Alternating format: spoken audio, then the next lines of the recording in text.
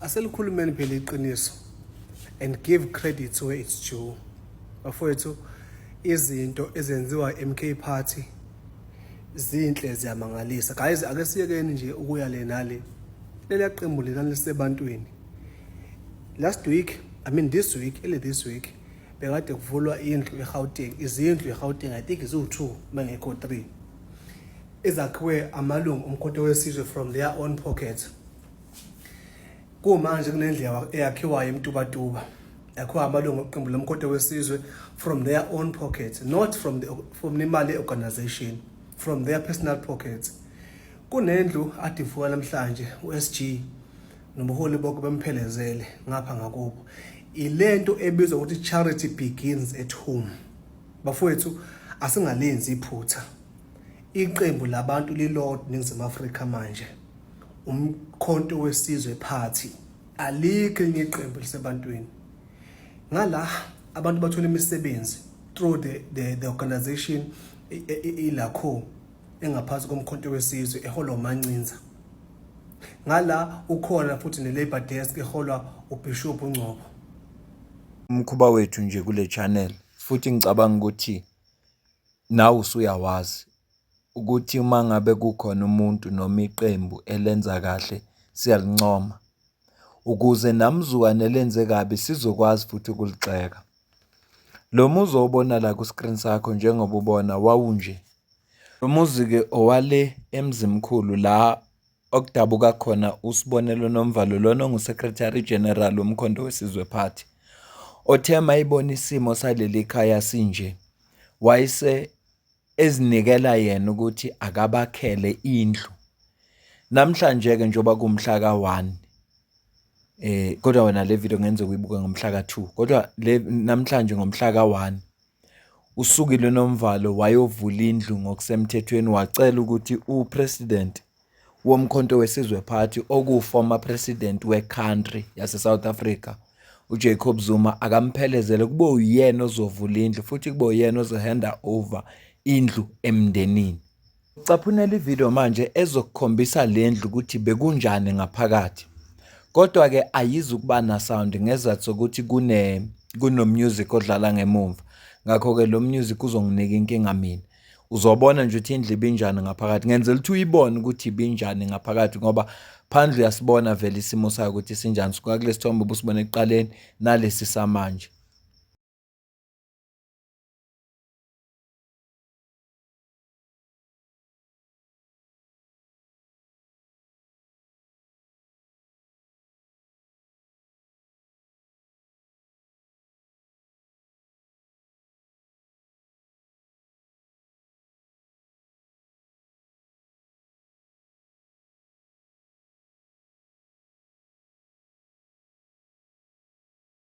Ayikhaya mntanami kusekhayeni labantu abadala abantu abasekho.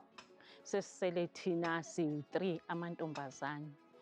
Siwu4 amantombazane, soyi4 sizidlalela emizini yethu. Umuntu okuyena umuntu ohlezi la ekhaya uSiyanda. Usisi wakhe engekho wabuya kusisi wakhe babuya bazohlala naye ke. Kubuhlungu nje ngoba phela bebengathathi intweni. uSiyanda ingane kadadewethu ongilamayo ongasekho. Ekubeni kwashona unina-ke bebekhuliswa umama benonqobile nomunye udade wabo omdala naye usezihlalela ngale kwakhe eMxhasweni. Ukuthi uSiyanda akasebenzi uNqobile akasebenzi. Nathi asisebenzi mina ekhaya-ke ndiziphilela ngobheleba nabantwana-ke ngoba umkhonyana usashona. Mntanami indlela engiyijabulayo ngoba anginawo amandla benke ngisho ngithi hey ngiyazama nami akuzameki ngike ngisho ngithi hey ukuba kuthiwa amandla nginawo ngaba ngakha ngeblocks so-ke ukuthi umntwana ahlale endaweni ngoba kwayilena indlu eyayakhiwe abazali ile enakhe indawo enakhe kuyo. Le indlu yakhiwa ngumntwana welasbon la ekhaya ongasekho uma wakhe. Nansi ke indlu le uNomvalo afika yakha lapha ya ebamseneke namalungu omkhonto wesizwe party namalungu omphakathi. Isibuke kanje ngoba ubona manje. Mkhulu umehluko kunalento akade yiyo. yazi indlu le ephahlekwayo malingana kakhulu izulu uma kunani, kodwa manje sebenesithunzi manje, yazi sekuyikhaya, usuyabona nawe ukuthi akusekhaya. Ingakho-ke ngithi angingathuli ngoba kuhle kakhulu lokho abakwenzile. Iyona nto ekuthiwa ubuntu-ke le edingekayo, ubuntu, ukuthi uma unamandla akudingeki ukuthi uzubhilonga kwi-political party. Uma kunomndeni owazi ukuthi uyasokola, thengisa-ke le mpuphu bafakele lona uhlukane ney'nkinga, futhi ungaxoxeli umuntu, basize nje. Futhi ngiyaye ngithi kubantu, uma kwenzekile kulabo engibajwayele, uma kwenzekile wasiza umuntu ungathatha advantage, msize nje. Akungathi ngoba somsizile bese sekufuneka kuthandazeke, msize nje ngoba uyasibona isimo sakhe, wena unawo amandla. Ingaphakathi lalo leli, yabona Khishi, angithi isithombe sobusibonile bekusengaphandle, yabona ngaphakathi. Le mpahla futhi ifakwe yibo, ibingekho phela le mpahla le, ifakwe yibo laba abayakhile. Yabona ngaphakathi sekunjani manje. Ngicabanga ukuthi ikamelo lezolala ley'ngane kuthiwe ihlala la, inema-single bed wabo amabili, uzokwazi umnalale ngapho. Kodwa nje uyabona kuhlelekile, kunama-tiles phansi, kune-ceiling phezulu. Abasebenzile labantu.